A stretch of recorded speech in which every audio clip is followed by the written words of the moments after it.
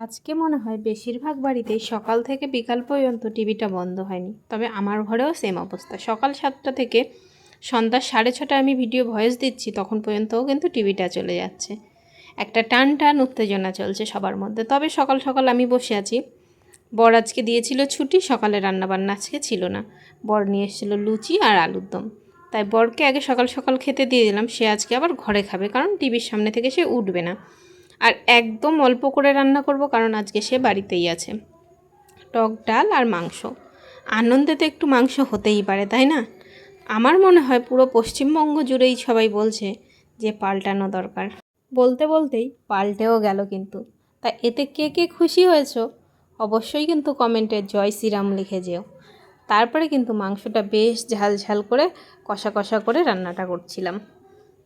আর ওই যে বললাম, আমাদের তো আর ছুটি নেই। সকালবেলাটা কিছুক্ষণের জন্য ছুটি দিয়েছিল, তার মধ্যেও ওইটুকু রান্না করতে করতে বারবার টিভির সামনে এসে কিন্তু বসে থাকছি যে কি হলো। তারপরে স্নান সেরে পুজো কমপ্লিট করে ছেলেকে খেতে দিয়ে দিলাম। তারপরে আমরাও খাওয়া দাওয়া করে নিলাম। তবে ভিডিওটা এই পর্যন্ত, আবার দেখা হবে নতুন কোনো ভিডিওতে। টাটা।